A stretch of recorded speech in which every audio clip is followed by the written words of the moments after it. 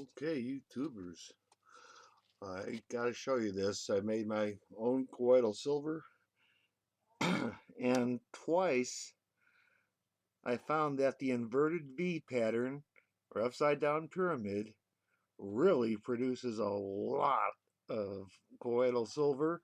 Once it forms a little dendrite toward the bottom, and then works all the way up the whole piece of silver, and you can see it just falling off of there.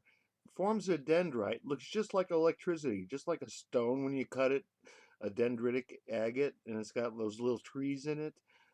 That's like a graveyard plume agate, very popular. It's got these little dendrites. Well, you can tell it was formed from electricity, and so when that little dendrite touches the dendrite forms on the cathode. When that dendrite grows, because the electricity is pulsing through the water, it touches the anode, and what a reaction you get. Holy cow, it just plumes. Yeah, I'm sure you can see the swirls of stuff in there, and it just gets stronger and stronger and stronger. I don't have a parts per million counter, but I mean, it's making me laugh. This dendrite here is sparking away, and I just accidentally knocked off a bunch, but it'll form a, you just got to get them semi close, and it'll form that little dendrite. It'll pull itself over there. It'll build itself until it actually starts sparking. And every time a little spark goes off, it sets off a plume and drops the black residue to the bottom, but the colloidal silver goes into the water.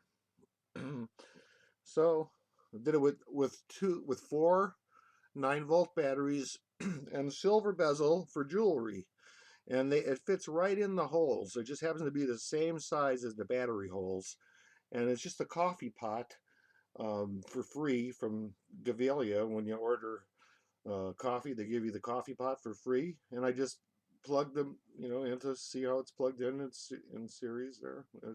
And one side positive, one side negative, and I use masking tape.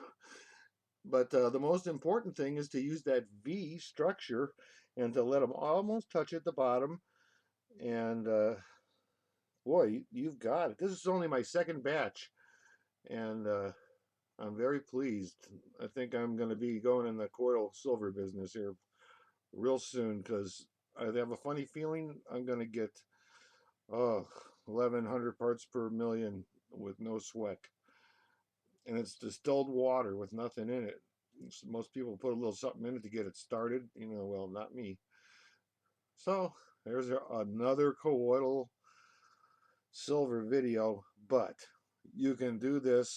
The only thing you need to purchase, is your batteries, which you can use. You can take them off and put them back in all the items. Like me, I got to take all these apart and put one in the fire alarm and one in the oxygen detector, and I'll break them all apart after I make my colloidal silver. But this is going to be so much. I'm going to have to. Pretty sure I'll only be able to take little sips of this. I'm going to have to get a parts per million counter, because I don't want to take too much. You can get metal toxicity. So anyway, I don't want to turn blue. Anyway, I just wanted to show you my successful experiment, and anyone who wants to know the secret, there it is, that V pattern like a pyramid. Okay, and don't be afraid to use volts. There's four 9-volt batteries. 4 times 9 used to be 36 when I was growing up. 9 and 9 is 18. 18 and 18 is 36. So if you bought a 30-volt transformer, you'd probably do the same thing.